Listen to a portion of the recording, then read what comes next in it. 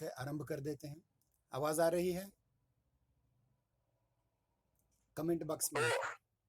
ठीक है, ठीक है। अब आपका स्पीकर म्यूट करके रखें।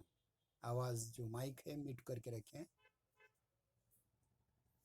5 मिनट हो गए हैं हमारे और एक शामिल हो गए।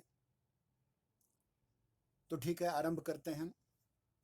कल हमने ये देखने की कोशिश की थी कि भाषा शिक्षण की प्रक्रिया कैसे है, और उस आधार पर ये भी जानने का प्रयास किया था हमने कि भाषा होती क्या है। भाषा सीखते समय मातृभाषा और अन्य भाषा का महत्व क्या है। मातृभाषा के माध्यम से प्राथमिक कक्षाओं में क्यों पढ़ाया जाता है। माध्यमिक कक्षाओं में मातृभाषा के अलावा अन्य जो भाषाएं हैं, चाहे वो समश्रोतीय भारतीय भाषाएं हों, विषम स्रोतीय भारतीय भाषाएं हों, समश्रोतीय विदेशी भाषाएं हों, या विषम स्रोतीय विदेशी भाषाएं हों, इन सब का महत्व हमने जान लिया है, समझ लिया है, पहचान लिया है। आज हम भाषा शिक्षण की प्रक्रिया की ओर जाएंगे। ध्यान रहे कि आपके पाठ्यक्रम में भाषा शिक्षण की प्रक्रिया और भाषाई कौशल, इन 3 बातों पर जोर दिया गया है, और उस माध्यम से हम अगले दूसरे पड़ाव की ओर जा रहे हैं, जो है भाषा शिक्षण की प्रक्रिया। देखिए, जैसे कि पहले कहा था कि भाषा शिक्षण एक निरंतर चलने वाली सोद्देश्य प्रक्रिया है, और जिसकी औपचारिक शिक्षा हमें पाठशालाओं और महाविद्यालयों अर्थात स्कूलों और कॉलेजों के माध्यम से मिलती है। लेकिन इस औपचारिक शिक्षा के बावजूद हमारी अनौपचारिक शिक्षा हमारे मरते दम तक चलती रहती है। यानी ध्यान रहे कि एक बार डिग्री मिल गई, एक बार सर्टिफिकेट मिल गया, प्रमाण पत्र मिल गया पदवी का या स्नातक का, तो आपकी शिक्षा समाप्त नहीं होती। मैं तो बहुत बार कहता हूं कि अध्यापक हर रोज विद्यार्थी होता है। यानी आज जो पढ़ाना है उसकी तैयारी हमें करनी पड़ती है। परंतु ये जो पठन पाठन की प्रक्रिया से संबंधित लोग औपचारिक रूप से जुड़े हैं, उनकी बात हुई। लेकिन जो सर्वसामान्य लोग हैं, वे भी अपनी औपचारिक शिक्षा को समाप्त करने के उपरांत भी अनौपचारिक शिक्षा ग्रहण करते रहते हैं, खास करके भाषा की। भाषा शिक्षण की प्रक्रिया में जो मातृभाषा का या अन्य भाषा शिक्षा का शिक्षण और अधिगम की प्रक्रिया आ जाती है, अतः इस भाषा शिक्षा की प्रक्रिया को समझने से पूर्व मातृभाषा और अन्य भाषा की अवधारणाओं को समझना अत्यंत जरूरी है, आवश्यक है। इसको हमने पहले ही देखा हुआ है। ध्यान रहे, अन्य भाषाओं, इन अवधारणाओं को, मातृभाषा अन्य भाषा की अवधारणाओं को समझने के उपरांत हमें मातृभाषा में और अन्य भाषा में शिक्षण प्रक्रिया को समझने में भी अंतर आ जाता है। मतलब शिक्षण की प्रक्रिया, भाषा शिक्षण की प्रक्रिया दोनों में है, चाहे आप मातृभाषा के माध्यम से पढ़े या अन्य भाषा के माध्यम से पढ़े, लेकिन इन दोनों के अंतर को भी समझना बहुत जरूरी है। भाषा शिक्षण में छात्रों को लिखित और मौखिक भाषाई प्रकारों की जो सिद्धि होती है, प्राप्ति होती है, उसका क्षमता के साथ विकास होना एक उद्देश्य, प्राथमिक उद्देश्य उसका होता है, और उसी विधि प्रणाली का निर्धारण किया जाता है। मतलब यह है कि मौखिक जो भाषा हमारी है, मतलब सुनना और बोलना, ये जो 2 कौशल आ जाते हैं मौखिक भाषा के अंतर्गत, हम उसको आत्मसात कर लेते हैं, उसकी सिद्धि हो जाती है। ठीक उसी प्रकार लिखित भाषा के पढ़ने की और लिखने की प्रक्रिया को भी एक जटिल प्रक्रिया के द्वारा हम सीख सकते हैं, आत्मसात कर सकते हैं, उस प्रणाली का अधिगम कर सकते हैं, निर्धारण कर सकते हैं। लेकिन जैसे कि पहले कहा गया है कि शिक्षण और अधिगम की प्रक्रिया एक दूसरे से अभिन्न रूप से जुड़ी है। मतलब अध्यापक सिखा रहा है और विद्यार्थी अधिगम कर रहा है। अधिगम का मतलब अंडरस्टैंडिंग, समझ रहा है। तो ये दोनों प्रक्रिया समांतर रूप से हैं लेकिन अभिन्न हैं। मातृभाषा और अन्य भाषा अधिगम की प्रक्रिया में एक भेद होता है, ध्यान रखें। क्योंकि जब हम अपनी भाषा सीखते हैं, अपनी मातृभाषा सीखते हैं, तो हमारे पास एक भाषाई संरचना, एक ढांचा तैयार हो जाता है। लेकिन जब हम दूसरी भाषा सीखते हैं या दूसरी भाषा के माध्यम से सीखते हैं, तो पहली बार विचार हम मातृभाषा में करते हैं और फिर उसका अनुवाद करके, उसका भाषांतरण करके, मस्तिष्क की वो जटिल प्रक्रिया है, फिर उसके बाद हम अन्य भाषा में उसका अनुवाद करके बताते हैं। अब देखिए, छोटा बच्चा जब अपनी मातृभाषा में कुछ सीख लेता है, कुछ समझ लेता है, उस सीखने और समझने के बाद अगर वो धीरे धीरे दूसरी भाषा सीखने लग जाता है, तो दूसरी भाषा में, ध्यान रहे, दूसरी भाषा में कौन सा शब्द मातृभाषा की किस संकल्पना के लिए, किस अवधारणा के लिए प्रयुक्त होता है, वह पहले वो समझ लेता है। क्योंकि उसके पास पहले एक भाषा है, पहले उसकी अपनी एक मातृभाषा है, इसलिए वह अन्य भाषा के शब्दों के समतुल्य, समकक्ष कौन से शब्द उसकी मातृभाषा में है, उसका एक वह निर्धारण कर लेता है। जैसे अगर कोई मराठी में पिता को, अपने पिताजी को बाबा कहता होगा, तो अंग्रेजी में डैडी उसका समकक्ष है। मतलब वो डैडी शब्द पहले जब सोचेगा, समझेगा, तो पहली बार उसका समतुल्य, समकक्ष शब्द अपनी भाषा में पहले कौन सा है ये सोचेगा। और ध्यान रखिए, हमारे चिंतन की जो प्रक्रिया होती है, वो चिंतन की प्रक्रिया मातृभाषा में होती है, लेकिन बाद में वह किसी अन्य भाषा में अनुदित होकर के आ जाती है, भाषांतरित होकर आ जाती है। इसलिए ध्यान रहे कि मातृभाषा सीखने की प्रक्रिया यह उतनी जटिल नहीं है। एक बार वो भाषा आ गई तो फिर अन्य भाषा सीखना भी उतना जटिल नहीं रह जाता। यानी एक बार मातृभाषा सीख गए, हम अपनी माता द्वारा सिखाई गई भाषा सीख गए, तो धीरे धीरे हम अन्य भाषाएं भी अपने आप सीखने लग जाते हैं, क्योंकि आपके पास अपनी मातृभाषा का बहुत बड़ा विस्तृत शब्द भंडार होता है और उसके प्रति शब्द हम अन्य भाषाओं में सीखते हैं।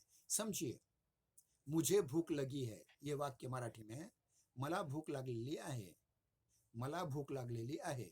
ये जो मराठी वाक्य है, इसको आप हिंदी में ट्रांसलेट करेंगे, हिंदी में इसे कहना चाहेंगे, तो आपका दिमाग, जिसमें एक कंपाइलर बैठा होता है, एक दुभाषिया बैठा होता है, वह क्या करता है, उसके समतुल्य, समकक्ष कौन कौन से शब्द हैं, कौन कौन से भाषाई प्रकार्य हैं, कौन कौन से वाक्य हैं, कौन कौन से यानी भाषाई इकाइयां हैं, उनका अंदाजा लगाकर वह अन्य भाषा की जो प्रणाली है उसमें ढाल करके वो बता देता है। उदाहरणार्थ, मराठी या हिंदी में कर्ता, कर्म, क्रिया यह क्रम है, लेकिन जब आप उस चीज को ही अंग्रेजी में अनुदित करना चाहते हैं या दूसरी भाषा में, तो उसमें कर्ता, कर्म, क्रिया पद, यह जो पदबंध है या पदक्रम है, वो टूट जाएगा और वो कर्ता, क्रियापद और कर्म आएगा। जैसे राम ने रावण को मारा, रामा ने रावणाला मारले। इस वाक्य में राम कर्ता है, रावण कर्म है और मारना प्रक्रिया है, क्रिया है। लेकिन अंग्रेजी में क्या करेंगे, क्रिया पहले आएगी कर्म से, रामा किल्ड रावणा, मतलब मारने की जो प्रक्रिया है वो बीच में आ जाएगी। ये थोड़ा थोड़ा जो अंतर होता है, उस अंतर को समझते समझते हम दुनिया की कितनी भी भाषाएं सीख सकते हैं। 20, 30, 25, 40, 100, 1000 भी भाषाएं सीख सकते हैं, लेकिन उसके लिए समय देना बहुत जरूरी है। तो देखिए, मातृभाषा और अन्य भाषा अधिगम की प्रक्रिया में एक भेद होता है और उसी के आधार पर शिक्षण प्रक्रिया में भी भेद आ जाता है। मतलब ध्यान रखिए कि दो भाषाएं हैं, मातृभाषा एक अलग चीज है, अन्य भाषा एक अलग चीज है। अब दोनों सीखने की प्रक्रिया भी अलग होगी।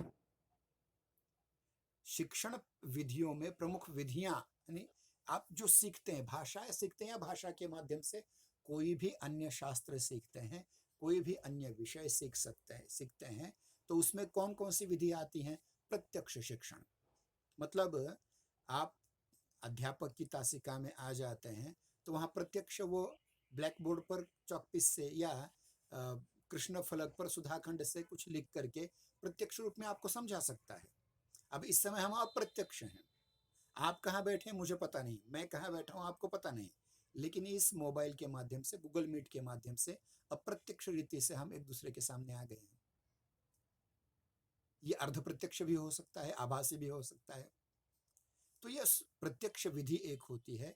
फिर स्वाभाविक विधि, हम स्वाभाविक रीति से भाषा सीखते रहते हैं। मनोवैज्ञानिक विधि होती है। कभी कभी होता यह है कि हमारे वर्तन से, हमारी क्रिया से हमारे मन में क्या उथल पुथल चल रही है उसके बारे में हम सीख सकते हैं, जान सकते हैं वर्तन का अध्ययन करने से। तो ये मनोवैज्ञानिक विधि होती है। फिर ध्वनि वैज्ञानिक विधि। अब ध्वनि वैज्ञानिक विधि यह होती है, देखिए इसको फोनेटिक्स कहा जाता है। तो देखिए कि ध्वनि शास्त्र जो है भाषा का, अगर आप उच्चारण सीखना चाहते हैं किसी भाषा के, जैसे मराठी भाषा के अपने उच्चारण हैं, हिंदी भाषा के अपने उच्चारण हैं, अंग्रेजी भाषा के अपने उच्चारण हैं, कहाँ स्वराघात करना पड़ता है, कहाँ बलाघात करना पड़ता है, कहाँ ह्रस्व होता है, कहाँ दीर्घ होता है, कहाँ आरोह होता है, कहाँ अवरोह होता है, और उस आरोह और अवरोह से एक ही शब्द के कितने अलग अलग अर्थ सुनने वाले और बोलने वाले की इच्छानुसार निकल जाते हैं। ये बहुत महत्वपूर्ण है। तो विधि भाषा ध्वनि वैज्ञानिक विधि भी होती है भाषा को सीखने की। फिर वाचन विधि, पढ़ते जाओ पढ़ते जाओ पढ़ते जाओ, एक भाषा पढ़ते जाओ, दूसरी भाषा पढ़ते जाओ। तो ये पढ़ पढ़ करके भी वाचन करने से, पठन करने से भी भाषा सीख सकते हैं। फिर व्याकरण की विधि, मैंने इससे पूर्व भी कहा था कि किसी भी भाषा को सीखने के लिए व्याकरण की बिल्कुल जरूरत नहीं होती, लेकिन ये भाग ये भी है कि व्याकरण के द्वारा भी भाषा सीखी जा सकती है।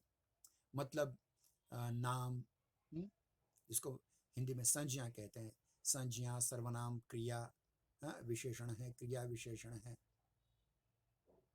तो ये सारे जो व्याकरण की इकाइयां हैं, या संधि समास हैं, या अलंकार रस इत्यादि चीजें हैं, तो इस माध्यम से भी हम भाषा को सीख सकते हैं। उसके उपरांत हम देखते हैं कि संकलन विधि। आप क्या कीजिए, आपकी मातृभाषा सीखें जरूर, लेकिन जब अन्य भाषा हम सीखते हैं, सीखने की कोशिश करते हैं, तो अन्य भाषा में मातृभाषा के किस शब्द के लिए कौन सा शब्द समतुल्य शब्द, समानार्थी शब्द कौन सा है, उसका संकलन कीजिए। जैसे अब इससे बहुत मजेदार बातें आपके सामने आएंगी। मैंने इससे पूर्व कहा था कि संस्कृत सभी भाषाओं की जननी है।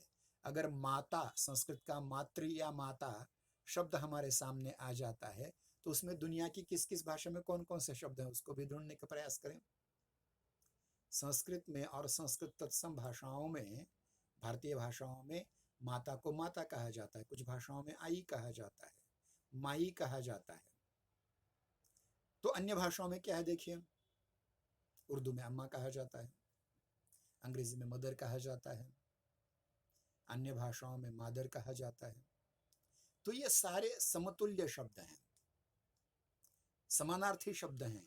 इस आधार पर शब्दों का संकलन कीजिए और उसके आधार पर सीखते जाइएगा। फिर उसके उपरांत इकाई विधि, प्रत्येक इकाई का संकलन करें।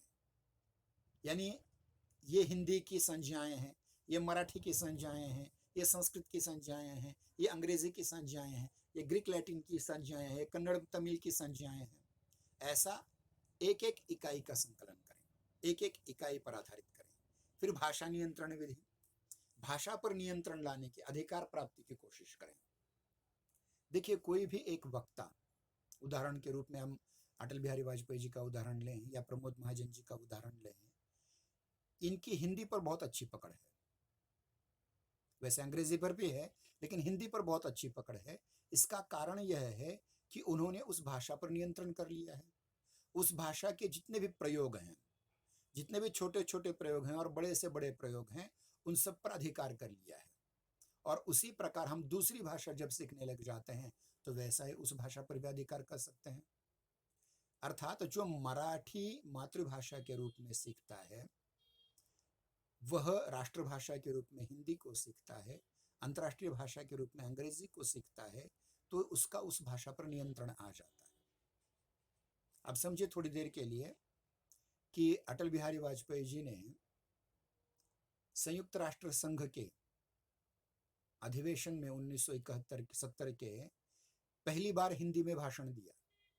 उन्हें अंग्रेजी नहीं आती थी क्या? आती थी।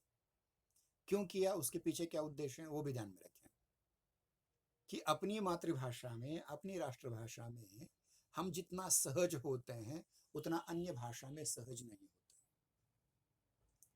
देखिए, अगर मैं समझिए अंग्रेजी बोल रहा हूँ, 2-4 वाक्य मैंने अंग्रेजी बोले हैं, मैं धारा प्रवाह 1 घंटा भी अंग्रेजी बोल लूँ, लेकिन फिर भी मुझे ये किसी जब मैं विचार करता हूँ कि मुझे ये कहना है तो मेरी मातृभाषा में चिंतन हो जाता है, राष्ट्रभाषा में चिंतन हो जाता है, और फिर उसका प्रतिशब्द मेरे ध्यान में नहीं आता तो मैं उसका प्रतिशब्द बोल देता हूँ या कोई नया शब्द गढ़ करके बोल देता हूँ। उदाहरण के रूप में एक बार लोकमान्य तिलक जी एक व्याख्यान दे रहे थे और उस व्याख्यान का विषय था नौकरशाही। विषय नहीं था, मतलब शब्द उस समय नौकरशाही शब्द बना नहीं था, उस समय शब्द था ब्यूरोक्रेसी। और इस ब्यूरोक्रेसी पर वो बोल रहे हैं कि भारत में ऐसा हो रहा है, ऐसा हो रहा है, ऐसा हो रहा है, इस प्रकार से सरकारी नौकर हमें फंसाते हैं, इस प्रकार से सरकारी नौकर हम पर टैक्स लगाते हैं। ये करते करते करते उन्होंने एक दिन बोलते बोलते कह दिया कि ब्यूरोक्रेसी ब्यूरोक्रेसी ब्यूरोक्रेसी म्हणजे काय? नौकरशाही। तो ऐसे ब्यूरोक्रेसी के लिए उन्हें अंग्रेजी शब्द पता था, लेकिन उसका समतुल्य शब्द उन्होंने चलते चलते अचानक निर्माण कर दिया। अब जैसे मैं बहुत बार ये बात करता हूँ कि ब्लैक बोर्ड और डस्टर, ये जो आपने चॉक पीस वगैरह सुना होगा, लेकिन एक अध्यापक के रूप में जब मैं इनके अंग्रेजी शब्द से कतराता था तो मुझे नए शब्दों का ज्ञान हो गया।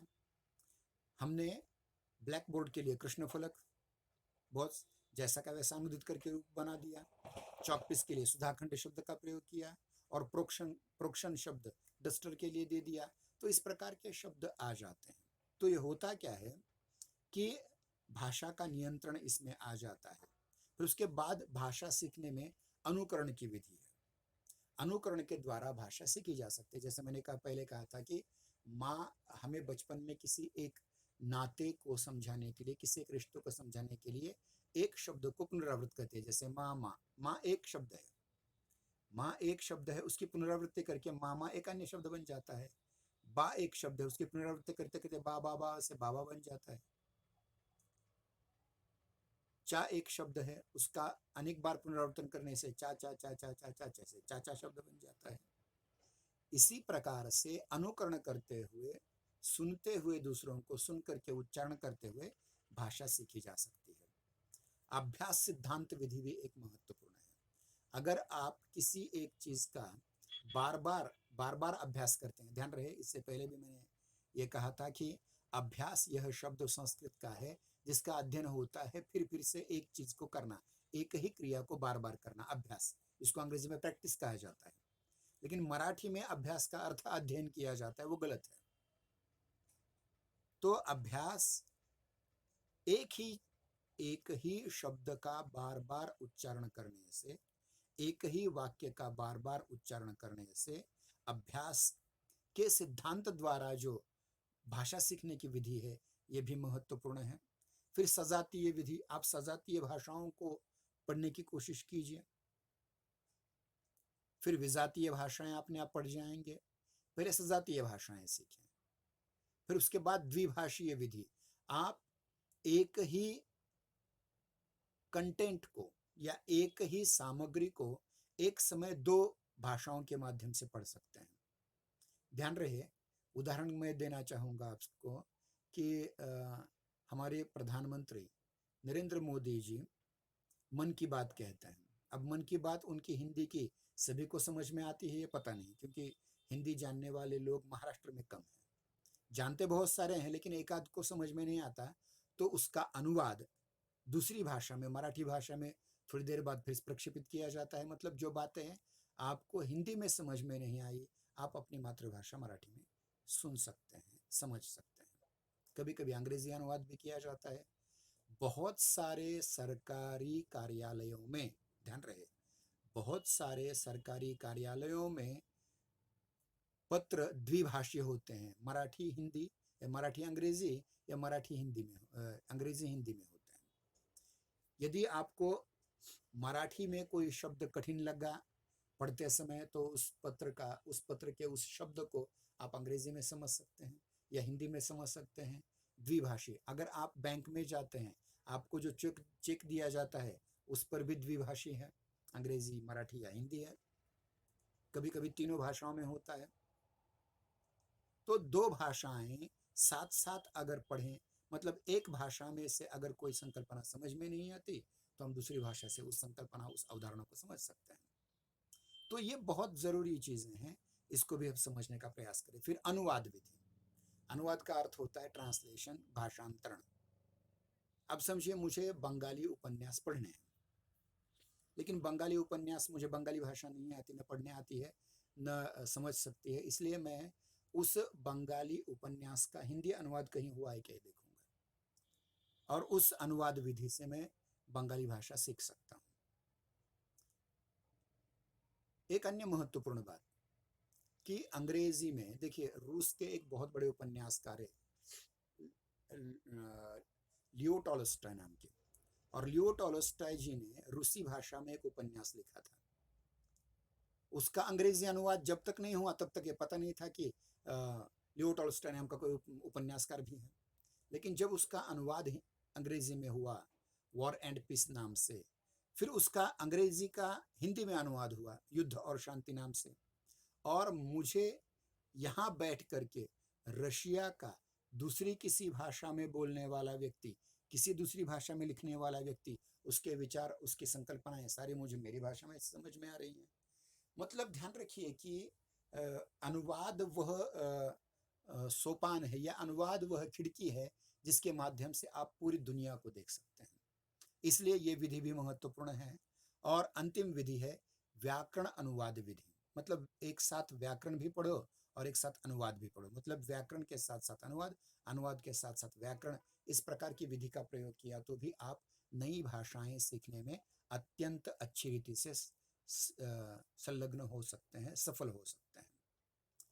अब ध्यान रखिए कि भाषा शिक्षण अन्य विषयों के शिक्षण से बहुत अलग है। मसलन आप केमिस्ट्री पढ़ते हैं, बॉटनी पढ़ते हैं, जूलॉजी पढ़ते हैं, फिजिक्स पढ़ते हैं, मैथ्स पढ़ते हैं, कंप्यूटर साइंस पढ़ते हैं, इससे भाषा शिक्षण बहुत अलग है। सामान्य शिक्षा में, मतलब जो अन्य विषयों की शिक्षा है, उसमें भाषा का अपना कोई विषय नहीं होता, केवल भाषा होती है, भाषा का विषय नहीं होता। वह हर विषय के माध्यम में विद्यमान रहते। मतलब समझिए, आप अंग्रेजी माध्यम से बॉटनी पढ़ रहे हैं, अंग्रेजी माध्यम से फिजिक्स पढ़ रहे हैं, अंग्रेजी माध्यम से जूलॉजी पढ़ रहे हैं, अंग्रेजी माध्यम से माइक्रोबायोलॉजी पढ़ रहे हैं। इसमें अंग्रेजी पढ़ाई नहीं जाती, लेकिन माध्यम अंग्रेजी है। समझ में आई बात? अगर आप इतिहास पढ़ते हैं, बीए के छात्र हैं, समाजशास्त्र पढ़ते हैं, अर्थशास्त्र पढ़ते हैं, ये विषय तो पढ़ रहे हैं, लेकिन जाने अनजाने आप उसके साथ साथ उन विषयों के साथ साथ अनौपचारिक, औपचारिक रीति से आप वह विषय पढ़ रहे हैं, अर्थशास्त्र, राज्यशास्त्र इत्यादि, लेकिन अनौपचारिक रीति से आप भाषा भी पढ़ रहे हैं। इसलिए ध्यान रहे, भाषा का अपना कोई विषय नहीं होता, लेकिन वह हर विषय की भाषा बन जाती है। वह हर विषय की अधिगम प्रक्रिया, जो लर्निंग प्रोसेस है उसकी, उस लर्निंग प्रोसेस का प्रधान माध्यम है। और छात्र के व्यक्तित्व संवर्धन के लिए, व्यक्तिमत्व विकास के लिए भी वह भाषा अत्यंत जरूरी है, किंबहुना उसका आधार भी है। अर्थात ज्ञान माध्यम है, ज्ञान और संस्कारों के परिष्कार का सशक्त माध्यम भाषा है। आप जो सीखते हैं, ज्ञान प्राप्त कर लेते हैं, जो संस्कार आप प्राप्त कर लेते हैं, उनका माध्यम भाषा है। बिना भाषा के न संस्कार आ सकते हैं, न विज्ञान आ सकता है, न ज्ञान आ सकता है, न सिखाना आ सकता है, न सीखना आ सकता है।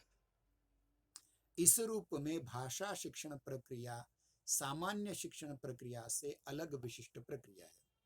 मतलब आप कोई अन्य विषय, चाहे इतिहास, चाहे अर्थशास्त्र, चाहे समाजशास्त्र, फुले अम्बेडकर विचारधारा, ये जो मराठी में सिखाए जाने वाले विषय हैं वो आप पढ़ रहे हैं, या फिर अंग्रेजी में पढ़ाए जाने वाले गणित यानी mathematics, physics, microbiology, botany, chemistry, zoology जैसे शब्द हैं, वैसे विषय हैं, वो पढ़ते समय भी आपको भाषा का सहारा लेना ही पड़ता है। बिना भाषा के कुछ नहीं हो सकता। मतलब अधिगम करने के लिए भाषा पढ़ना अलग चीज है और भाषा के माध्यम से अन्य विषयों को पढ़ना अलग चीज है। इस रूप में भाषा शिक्षण प्रक्रिया सामान्य अन्य सामान्य शिक्षण प्रक्रिया से एक विशिष्ट प्रक्रिया है। अब देखिए, इस प्रक्रिया को अगर हम समझने की कोशिश करें तो इस प्रक्रिया को हम और 4 बातों के माध्यम से समझ सकते हैं। यह एक कौशल केंद्रित प्रक्रिया है, यह एक स्किल बेस्ड प्रोसेस है, कौशल केंद्रित प्रक्रिया है, यह एक प्रयोग कौशल पर आधारित प्रक्रिया है, यह एक भाषा के मानक रूप का अधिगम करने वाली प्रक्रिया है, भाषाई आदतों का गठन करने की प्रक्रिया है, और सबसे महत्वपूर्ण चीज है 5वीं, वह है संस्कृति सापेक्षता।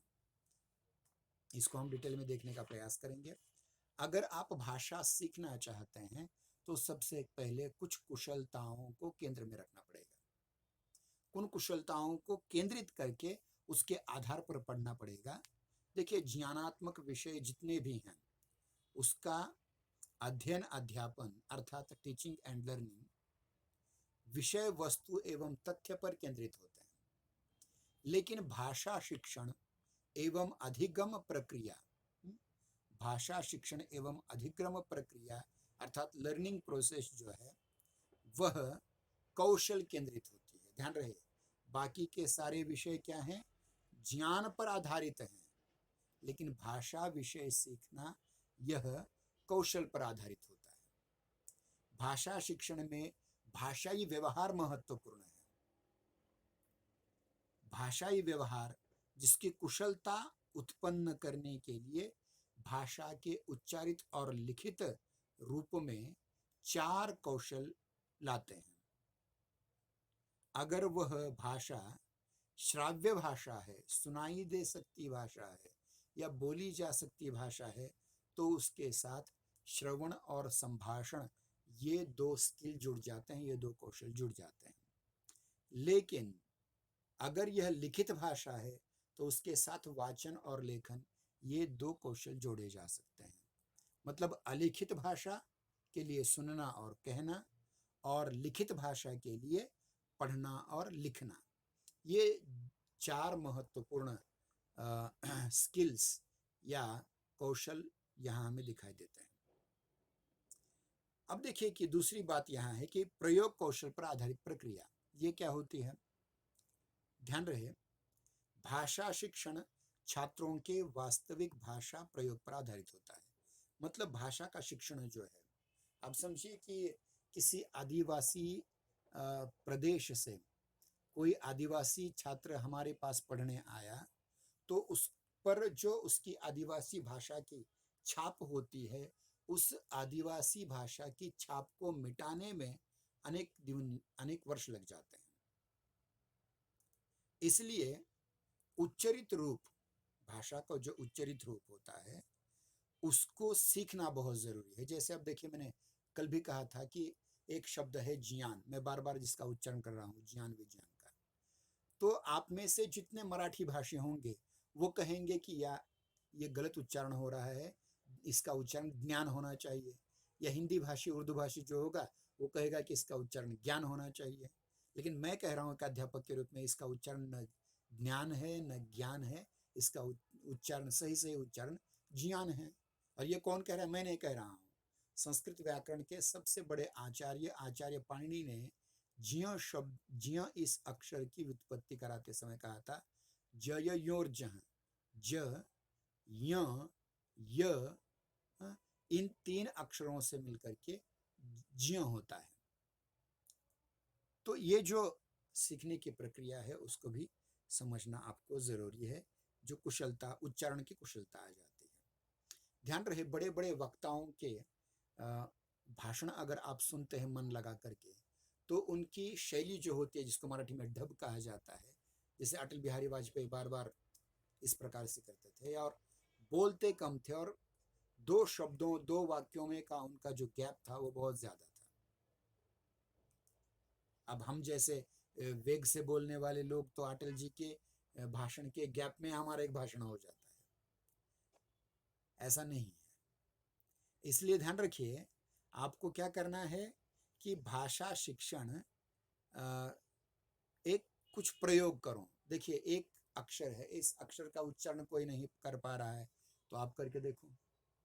तो उससे होगा क्या, प्रयोग करेंगे आप, प्रयोग करेंगे कि इस प्रकार से जीभ यहाँ लगाने पर, जैसे ट, ठ, ड, ढ, ण, ये जो मूर्धन्य वर्ग है, इसमें जीभ का पिछला हिस्सा ऊपर उठ करके तालू में लग जाता है, जिसे हिंदी में मूर्धा कहते हैं। ट, ठ, ड, ढ, ण। या अगर वही प वर्ग की बात करें, प प व भ म की, तो होंठ एक दूसरे से कैसे लग जाते हैं, देखिए, प, फ, ब, भ, म। इसका तात्पर्य यह हुआ कि प्रयोग करते करते भाषा सीखी जा सकती है और ये कौशल आ सकते हैं। वैसे भाषा शिक्षण के छात्रों के वास्तविक भाषा प्रयोग पर आधारित एक प्रक्रिया होती है। उसको पता नहीं है व्याकरण क्या है, कुछ नहीं, वो बोलते जाता है और बोलते जाता है, बोलते जाता है, आप सुनते जाते हैं, आप सुनते जाते हैं, और फिर आपको पता चलता है कि इसकी भाषा में ये विशेषता है। भाषा के विषय में केवल सैद्धांतिक ज्ञान यहाँ नहीं होता, ध्यान रखिए। भाषा का जब हम प्रयोग करते हैं तो भाषा के सैद्धांतिक ज्ञान होने की जरूरत नहीं है।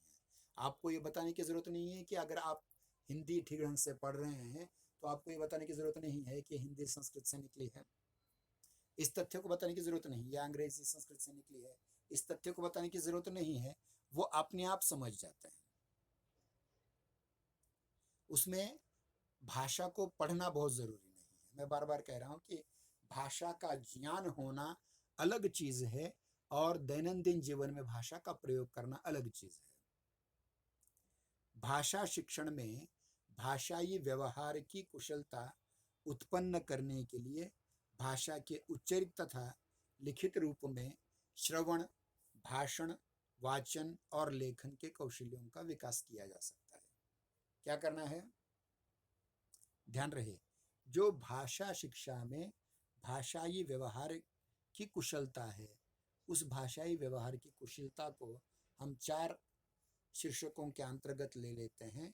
वह है श्रवण, जो कोई बोल रहा है अच्छा तो उसे सुनो, कोई धार्मिक प्रवचन करने वाला व्यक्ति कुछ बोल रहा है तो सुनो, कोई मौलवी जिरह कर रहा है तो वो सुनो, और सुनने के बाद उस ज्ञान को आत्मसात करने के बाद आप फिर भी बोलने लग जाओ। ध्यान रहे, धार्मिक क्षेत्र में, हिंदुओं में खास करके जो नवविधा भक्ति है, उसमें पहली भक्ति का नाम है श्रवण भक्ति। शरणम श्रवणम कीर्तनम विष्णु पाद सेवनम। तो इस प्रकार से जो हमारे श्रीमद् भागवत और विष्णु पुराण में जो श्लोक आता है, उसके आधार पर हम ये देख सकते हैं कि अधिगम की जो प्रक्रिया है वह बहुत महत्वपूर्ण आ जाती है। खास करके भाषाई कुशलताओं के अधिगम की जो प्रक्रिया है, खास करके श्रवण, संभाषण, वाचन और लेखन कौशल्यों के विकास करने का एक प्रकार से एक विधान यहाँ किया गया है। फिर उसके बाद हम देखते हैं कि भाषा के कुछ नियम होते हैं, कुछ नियम हैं, ऐसा बोलना चाहिए, ऐसा नहीं बोलना चाहिए, इस व्यक्ति के सामने ऐसा बोलना चाहिए, उस व्यक्ति के सामने ऐसा बोलना चाहिए। इस प्रकार की बहुत सारी नियमावली है। लेकिन इस नियमावली को याद करते समय आप उन नियमों को रट लेते हैं। रट लेना मतलब मुखोद्गत कर लेना। मुखोद्गत करना मुझे तोंड पाठ। तोंड पाठ किसी नियम को करने से वह भाषा आती ही है ऐसा नहीं है। ध्यान रहे, ये राम और रावण का फर्क है। रावण ने भाषा पढ़ी थी, राम ने भी भाषा पढ़ी थी। रावण ने वेद, कुरान, पुराण इत्यादि बड़े बड़े ग्रंथों का अध्ययन किया था, लेकिन उसकी समझ में नहीं आया कि पर नारी को हर लेना पाप है। उसे पता तो था, लेकिन गलती की और उसका खामियाजा भुगता। इसलिए रामायण पढ़ने के उपरांत एक ही वाक्य निकल सकता है, रामादिवत वर्तव्यम न रावणादिवत। राम जैसे लोगों का अनुकरण करो, रावण जैसे लोगों का अनुकरण मत करो। इस प्रकार से हम देखते हैं कि प्रयोग के आधार पर भाषा किस प्रकार से सीखी जा सकती है। परंतु ध्यान रहे कि जो ये अधिगम की प्रक्रिया है, जिसकी बात हमने अभी की थी, कौशल पर आधारित क्रिया और प्रयोग कौशल पर आधारित सीखने की प्रक्रिया, इनका भाषा अधिगम क्रिया से कोई मतलब नहीं है। भाषा अधिगम शिक्षण का उद्देश्य भाषाई अंतर्दृष्टि को विकसित करना है, सैद्धांतिक जानकारी देना मात्र नहीं। और देखिए उसमें तीसरी बात ये आ जाती है, वह है मानक भाषा का अधिगम। मतलब देखिए कोई एक बोली भाषा है, समझिए हिंदी में कुछ 22-23 बोली भाषाएं हैं, जिसमें अवधी, बघेली, छत्तीसगढ़ी, पहाड़ी, मणिपुरी, मेवाती, मारवाड़ी, मालवी, इत्यादि। ये जो सारी बोलियां हैं, इन सारी बोलियों का एक मानक रूप जरूर तैयार होना चाहिए। और ये मानक रूप कौन सा होता है? जो संस्कृत निष्ठ होता है, जो अध्यापकों द्वारा बोली जाती है, वह भाषा मानक भाषा होती है। इसके उपरांत भाषाई आदतों का गठन, हम जिस भाषा को सीखते हैं और उस अधिगम प्रक्रिया को, यानी भाषा शिक्षण तथा अधिगम प्रक्रिया की एक प्रमुख विशेषता यह है कि भाषाई आदतों का निर्माण किया जाना, भाषाई आदतों के गठन और उनके विकास के लिए समुचित परिवेश की योजना, शिक्षण बिंदुओं के साथ चयन करना, अनुस्तरीकरण और प्रस्तुतिकरण की विशेष तकनीकों का अनुप्रयोग भी आवश्यक है, जरूरी है।